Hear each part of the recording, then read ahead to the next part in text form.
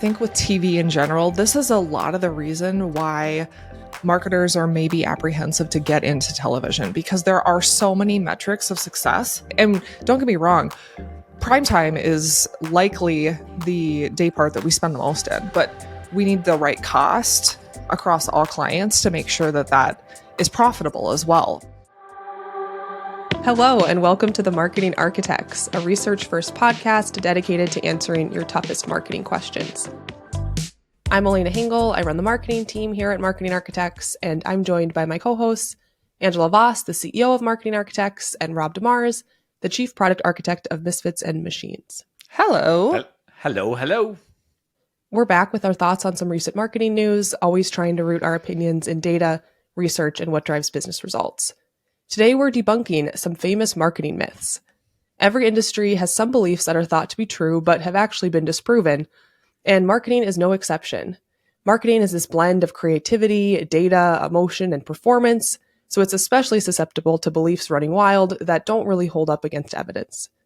So, in an effort to combat some of those misbeliefs, we've each spent some time researching our favorite, or maybe our not so favorite, marketing myth, and we'll take turns presenting and debunking them. But before we do, we like to start all of our episodes with an article, research, or piece of content to set the stage. And I think I found a good one for this episode because it's what inspired me to choose this as the next topic for our podcast. And it would be my own LinkedIn post about the reach and frequency debate. Listeners will remember we did an episode a while back on reach and frequency, and within that episode, we did a bit of myth busting by debunking the established belief that 3 frequencies are optimal for driving a sale. We've repeatedly found that it's actually your first ad impression that generates the greatest sales response. Now, that doesn't mean more frequencies aren't profitable or valuable for driving the dozens of other marketing metrics brands might care about. It doesn't mean we set up and run our own campaigns to aim for one frequency. That would probably not be a good strategy. All we're saying is if your campaign is focused on lead gen, you should probably limit your frequency and focus on reach, which is contrary to what many marketers still believe about consumers needing to see your ad and learn about your brand multiple times before they buy. If someone is in market for a product or service, they'll often buy off that first impression. And my post went fairly viral on LinkedIn and caused a lot of productive debate in my comment section, which was a little overwhelming and really showed me how controversial and emotional these marketing myths can be.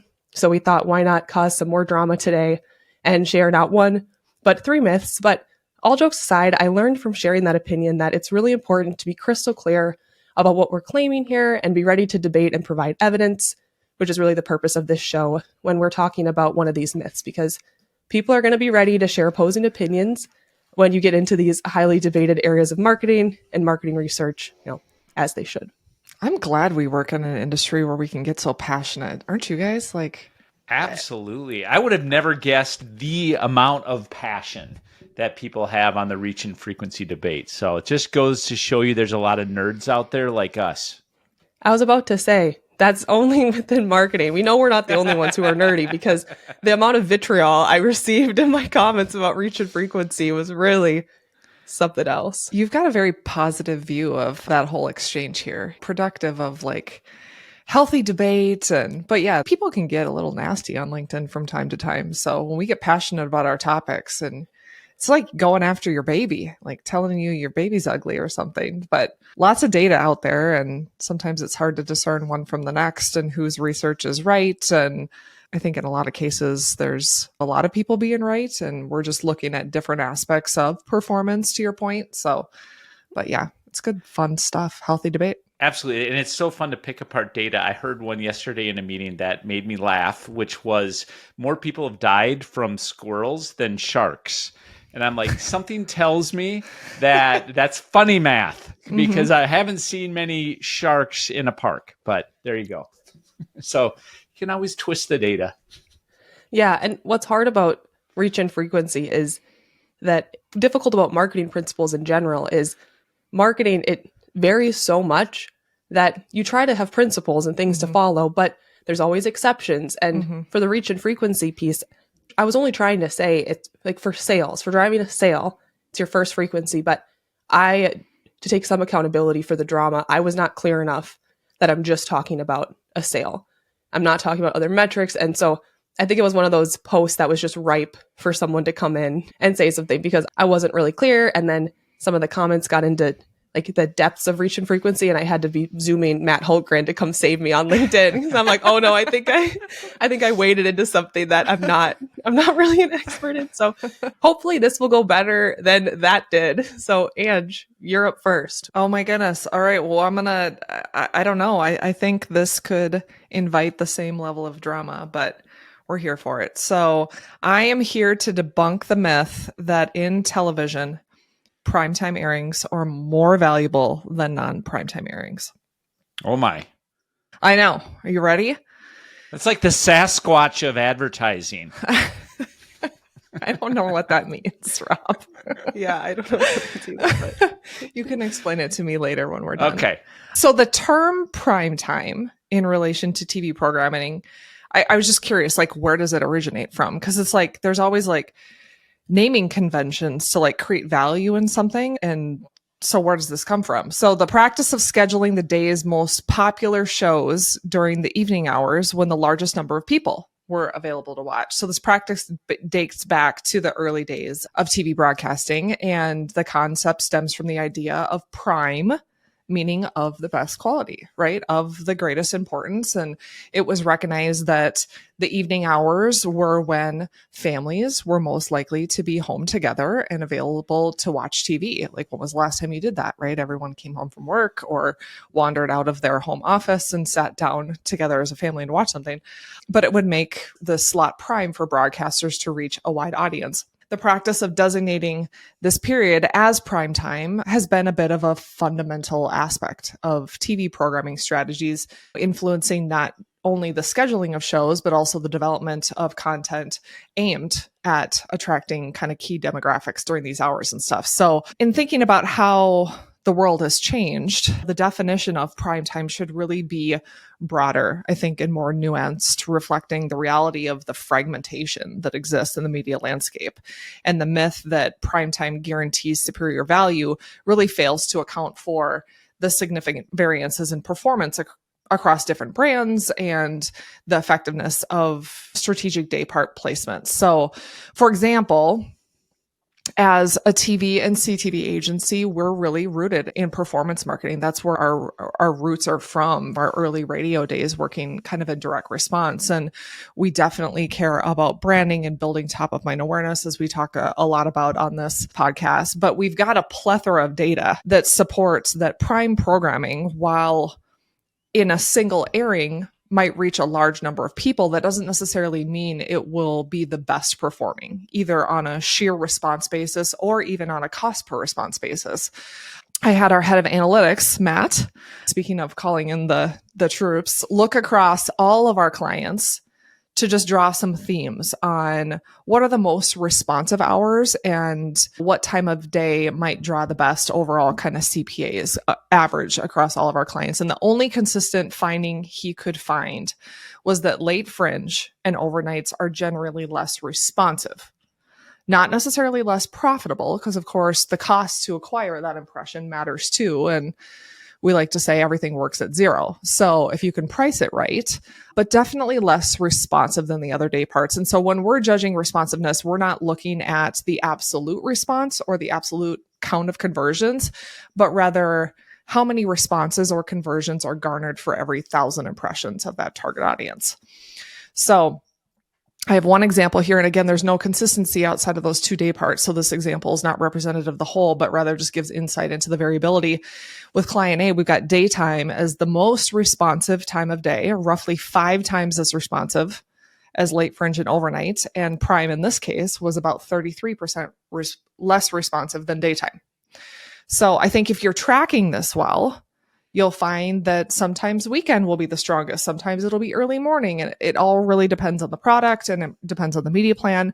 So this is really about like the balance of responsiveness and cost, and letting historical practice or bias on the quote unquote best day parts as we think about them in our head can really limit the performance and the scale potential for growth. Wow. That one's mine. Who's going to fight me on it? No, I think it's in a Sasquatch is Bigfoot. And this is a major myth in the, out there that still hasn't been proven or unproven. And I think this is one of those big debates in advertising. Is prime truly prime? So I think that it's like we see this all the time when we talk to advertisers about going onto TV, and it's almost an emotional belief too. Like, no, I want my brand in prime time. I'm paying for TV. I want to be in prime time. And it's just like I can see why it's controversial because it sounds it's prime time. Like it just sounds like that's where you want to the be. brand name. Yeah, the brand name is kind of misleading. I wonder what a better name would be. What would be more accurate? This is kind of tying back to even your topic of the reach and frequency. I think with TV in general, this is a lot of the reason why marketers are maybe apprehensive to get into television because there are so many metrics of success. So you've got brand trust, and does putting your brand next to prime time, quote unquote, programming help increase brand trust? Okay, well, that's testable versus responsiveness and trying to garner response to your website or app downloads or QR code scans or whatever. Generally, we hear these things or we have an experience in our past. We kind of bring it into our current state to go like, and don't get me wrong, primetime is likely the day part that we spend the most in. I mean, it generally is more expensive, but we need the right cost across all clients to make sure that that is profitable as well. We're in a game of let's make sure we get the quality impressions at the right cost, not just kind of center our programming desires around where the mass audiences are. In some cases, that makes a lot of sense. And in other cases, the fragmentation and kind of where everyone is leaning out of creates a lot of opportunity in terms of the ability to drive efficient response. It's definitely the biggest problem in TV. I was trying to think about like digital. I don't think we have the same sort of belief systems, but I guess you'd see it more with like out of home or even influencers. Like people just want the biggest and the best, and that might not always be the most efficient, but it feels like digital doesn't have that same like primetime challenge. Marketers more accept that I'm going to where the performance is. All right. That's a great first one. Rob. Well, I've got a juicy one. So I'm going to talk about subliminal advertising. And I got to tell you, as a parent, I can tell you unequivocally that subliminal communication hasn't worked for me. I'm like, hey, kids, clean your room. How we doing today? Dad is cool. Just doesn't work. But does it work in advertising? That is the question to debunk today. So the notion that unseen cues in ads could stealthily sway our actions sounds like something that's straight out of a sci-fi novel, right? I mean, it just sounds like hocus pocus. The question is there any truth to the claims that have been made throughout the years? So let's kind of cast our minds back for a minute to 1957. When a chap named James Vickery claims he had moviegoers reaching for Coca-Cola and popcorn by flashing those commands on screen for a mere 1/3000th, I can't even say it, 1/3000th of a second. Like that's just really quick, right? This claim caused quite a stir, claiming the world was abuzz with talks of mind control and our advertising controlling us and getting us to drink their Coca-Cola. But Vickery eventually fessed up and the whole thing was a fraud. There was actually no proof in it causing any sort of persuasion. Yet, the saga of subliminal messaging persisted. So if you fast forward to 1973, there was a book that was published called Subliminal Seduction, really stirring the pot about claims of advertising using racy subtext in visuals to play puppeteer with consumers. The most buzzed about piece was an ad for Ghibli's Gym where the ice cubes spelled out the word sex. But the spoiler was these claims were all rooted in zero proof. But the myth continued, right? You publish books, again, the data's there. People think it's data. There was actually no data in it. So despite all of this scant evidence, the allure of subliminal messaging didn't wane for some marketers. If you go to the 2000 US presidential election, Republicans had an ad that briefly flashed the word rats for 1/30th of a second during a critique of Al Gore's healthcare proposition. And coincidence or a cunning tactic, the Republicans denied they were trying to use subliminal persuasion there. But the fact was they were sticking a picture of a rat in Al Gore's ad, just slightly perceivable. So in 2008, KFC briefly featured just a flash of a dollar bill in a spinning burger scene, alleging a subliminal nudge to spur sales. KFC denied the claims, but it continued to add fuel to the fire. So, what is the scientific community actually saying about all this activity? Well, by and large, the data is not buying it. A 2015 meta-analysis pooling data from 33 studies found zilch in terms of subliminal priming affecting behavior. So wrapping up here, the magnetic pull of the idea that ads could wield this invisible influence over us is undeniable, right? It's just super interesting. It seems like there's something there, but the cold hard facts is that it doesn't back it up. Advertisers should really be putting their energy in creating compelling narratives and not trying to slip one by us. But I will say this, if you suddenly have a hankering for Coca-Cola during this part of the podcast today, it's completely coincidental.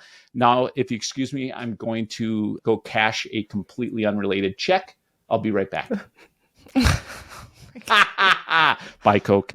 But isn't that fascinating? I mean, I think that advertisers sometimes are a little bit like lawyers. People think that there can be some kind of mischief behind all of the work that's being done to get people to do the things that they do.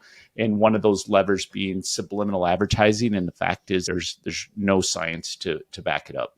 It's crazy to me that the same industry, which we've talked about this stat before, Robbie bring it up a lot, that 60% of commercials are only heard, never seen, can also be the industry that's tried to slip 1/3000th of a second of an image into, like, we're just trying to get to people's eyeballs to stay on the screen. It's just nuts. Well, thank goodness we've got that one debunked and we can put that to bed. This makes it not surprising that so many people distrust advertising. So thanks a lot. You're welcome. Thanks to the rats that ruined advertising for everybody. See, Exactly. Advertising is a force for good, people. Right. Mm-hmm. Exactly. All right. Well, I've got our last myth. Those first two are wonderful. So I decided today to talk about the personalization myth because I'm personally passionate about personalization. So it's commonly believed that the more personalized your marketing, the better your results. So marketers invest heavily in personalization technology and they focus investments on channels where personalization is readily available. But what if I told you that this belief might not be as sturdy as it seems? The belief goes something like this. In an age where consumers are bombarded with information, personalized marketing cuts through the noise and it creates this unique connection between your brand and an individual. The logic is that customization leads to higher engagement rates, improved customer satisfaction, and ultimately better loyalty and conversion rates. It's this idea that if you know me, you can better serve me, and it has become a cornerstone of digital marketing, especially with the rise of data analytics and AI. However, research from Byron Sharp and the Ehrenberg Bass Institute challenges this belief. Sharp covers this topic extensively in his book, How Brands Grow, and he points out that successful brands are built on broad reach and consistent messaging rather than hyper-personalized targeting. He believes marketers overestimate this desire for personalization among consumers and that the effectiveness of mass marketing often stems from its ability to create widespread brand recognition. And there's other research outside of Ehrenberg Bass that supports this same idea. A paper published in the International Journal of Advertising last year called Unique, Like Everyone Else, Effects and Mechanisms of Personalization Appeals in Recruitment Advertising found that personalization can sometimes diminish consumer feelings of psychological ownership, potentially leading to less favorable advertising outcomes. So that's basically this concern of creepy advertisements turning off consumers because they're so personalized down to an individual. I'll add that we found in our own data that hyper-targeting and personalization is great in theory, but if it becomes too expensive, it's rarely worth the high cost. I also shared a study a few months ago from the International Journal of Research and Marketing, where researchers developed a model to compare the break-even performance of targeted versus untargeted ad campaigns on Facebook. Then they applied the model to Spotify campaigns, which showed to match the profitability of untargeted campaigns, targeted ones needed a significant boost in performance. That's because of the loss in reach. Roughly 50% of targeted campaigns on Spotify needed to double their click-through rate in order to outperform untargeted campaigns. But back to Sharp, he emphasizes the importance of building mental availability or making sure your brand is thought of in buying situations. He suggests that distinctiveness and broad appeal are crucial for growth, as opposed to narrowly targeted personalization. And the Ehrenberg Bass Institute found that successful brands maintain a consistent set of brand assets, like logos, colors, and slogans that are easily identifiable by a wide audience. This ensures the brand remains in your consumer's mind, regardless of their specific preferences or needs. Now, this doesn't mean you should abandon personalization entirely. It can be very effective when your brand has a clearly defined niche market, when a customer is in a clear, differentiated stage in the buying cycle, or if you have a really high-value customer segment. That's something that the marketing and sales team here at Marketing Architects does. We tend to personalize our messaging to our high-value prospects and find it effective. Or maybe you have data or insights that support personalization, like data that could predict customer behavior or preferences. I'll also add that there's a difference between customizing messaging to a group or a need versus down to an individual. In conclusion, hyper-targeting and personalization is not a one-size-fits-all solution, and you should balance personalization with strategies that build broad brand recognition. Focusing on broad reach as much as you can is more effective than trying to hyper-personalize every interaction. It's another one where I think just generalized myths come to be in the marketing industry, even though we're all working in very different channels. And a channel like linear that is a broad reach channel. If you learn in, let's say, digital video before getting into television that hyper-personalization has maybe been effective because you are one of those niche brands or you have one-to-one targeting or whatever, then you come over and go, well, how do I do the same thing here? And the reality is you're operating in a completely different space, even linear versus CTV, like wildly different capabilities. And yes, cost obviously has to be a primary concern and consideration in all cases, because if we personalize and then we have to hyper target it, obviously, otherwise doesn't really work as well. So, but yeah, just those generalizations. Yeah, it definitely goes against the instincts that you're raised on, right? With marketing, like what's the first question asked before you start any campaign? Who are you targeting, right? Like it's in our DNA to start at the target. So naturally, the more precise you could be with that target when your media buy, your messaging seems like it would be beneficial. So that's a really interesting one, Elena. I think that it can become damaging when, like, one, marketers are so interested in it that they avoid channels where it's just not possible to personalize as much. And two, even within channels, like they talked about Facebook and Spotify, where you can target down to an individual, it could take you so much more time and resources and expense, and then it's not even effective. So you're putting in all this work to be personalized, and I'm sure all of you have gotten a personalized ad that's not really personalized. Like there's issues with data, and I don't think it's as one size fits all as we might assume. All right, one final question to wrap us up. I want to talk about our favorite real-time, like real-life myth outside of marketing that's been busted. And I'm going to kick us off this time because I'm a little bit upset this morning. I found out that the Packers running back Aaron Jones is going to play for the Vikings, and that is not okay. We've lost many a good Packers player. These Vikings, and Angela and Rob, you guys are Vikings fans. You're always picking up our scraps. And my myth is that horned helmets, that Vikings logo you see on all these Vikings players, they didn't actually come from the Vikings. The Vikings probably never wore them. They actually came from back in 900 BCE, nearly 2,000 years before the Vikings. They were from the Bronze Age. They're traceable back to the ancient Near East.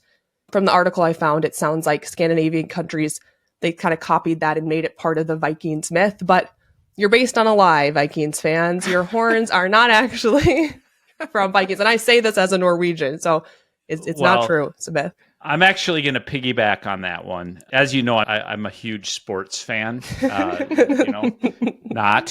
But I did a little research on this. Embrace yourself. But the Minnesota Vikings are actually not Vikings.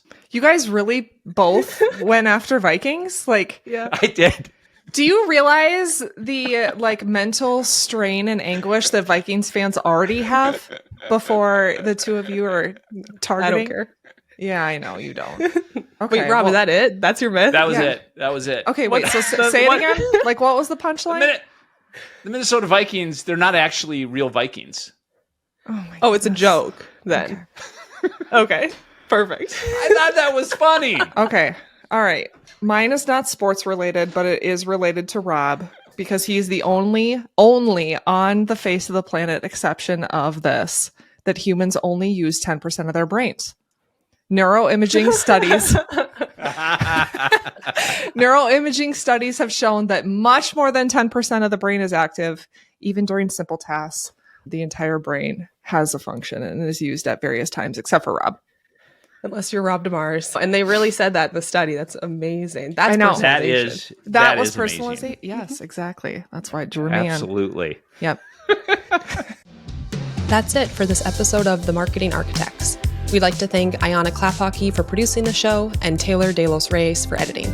You can connect with us on LinkedIn, and if you find the show valuable, please leave us a rating and review. And if you'd like to hear more from us, subscribe to our weekly email newsletter. It's built for marketers seeking research-first analysis of the latest trends. You can go to marketingarchitects.com/newsletter to subscribe. Now go forth and build great marketing. I think we should start tracking of all the podcast episodes we do, what % does Rob have to reference ChatGPT in the middle of the episode while we're recording just to get through the recording?